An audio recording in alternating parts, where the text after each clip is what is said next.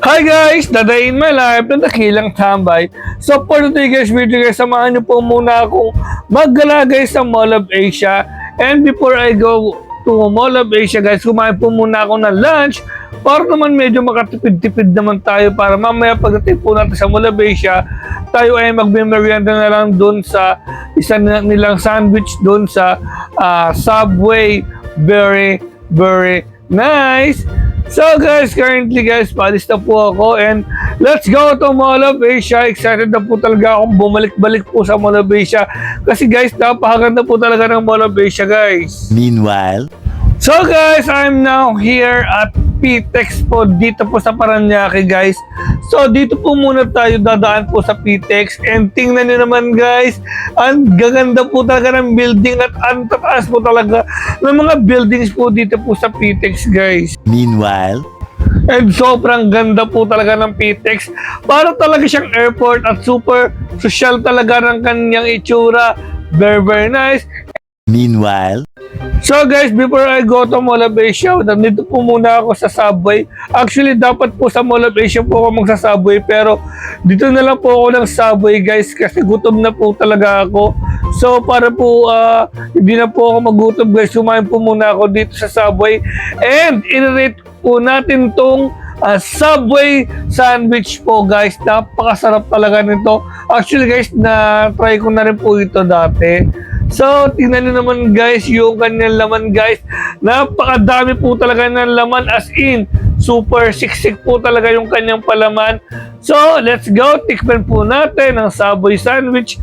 Kung sulit ba ang kanilang sandwich. Ang lasa niya guys, napakamalinam naman. At talaga naman guys, hindi talaga siya tinipid. 10 out of 10 talaga yung kanyang lasa guys. Sobrang malinamnam niya, sobrang sulit yung kanyang mga toppings, and customizable din po yung kanyang mga toppings. It will depends on you kung anong gusto mong ipalaman sa kanya. O di ba, ikaw yung masusunod kung anong gusto mong palaman. Even sa tinapay guys, ikaw yung masusunod kung anong klaseng tinapay yung gusto mo. O di ba, napakaganda talaga guys ng Subway sandwich. And talaga naman guys, sobrang sarap talaga ng Subway sandwich kasi lahat nako-customize, lahat it will depends on you kung anong gusto mong palaman hanggang sa tinapay. O di ba, napakasulit.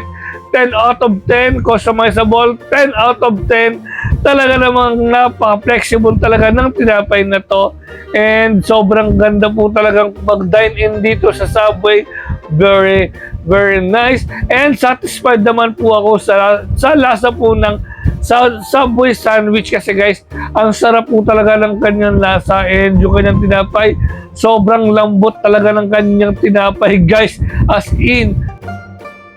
meanwhile, So guys, tapos na po ako mag-dine in po dito sa Subway. So, let's go to Mall of Asia. Let's go! meanwhile, So guys, on the way na po ako to Mall of Asia. Nandito na po ako sa bus papuntang Mall of Asia na magagaling po dito po sa PTEX. meanwhile, And finally guys, I am now here sa napakaganda guys na mall dito sa Pilipinas, ang Mall of Asia, the most largest mall here in the Philippines. Tingnan niyo naman guys kung gaano kasosyal, and ito yung kanyang daanan o yung mismong bridge na parang sa airport guys. O di ba, napakaganda talaga guys ng Mall of Asia. meanwhile, So guys, nandito na po ako sa loob guys ng Mall of Asia. Guys, tingnan niyo naman guys. Napaka-social talaga guys ng kanyang itsura, and lahat ng mga mamahaling brand na sa online ko na nakikita, nandito sila lahat. Tingnan mo naman, nandun yung Coach, nandun yung ibang mga brand, yung Pedro, nandito din.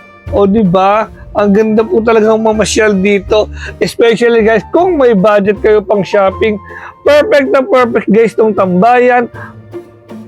meanwhile, And sa Mall of Asia, dito mas masarap tumambay guys. Dito sa kanilang roof deck. Tingnan nyo naman guys kung gaano kaganda dito sa roof deck. Very Nice. Maluwag po talaga siya at masarap niyang humiga, guys. Promise. Sobrang sarap dito magkape-kape. And meron din po ditong shopping center dito po sa mismong roof deck. And guys, nagulat talaga ako, guys. Dito sa kanilang roof deck, guys, meron ditong soccer field. O, diba?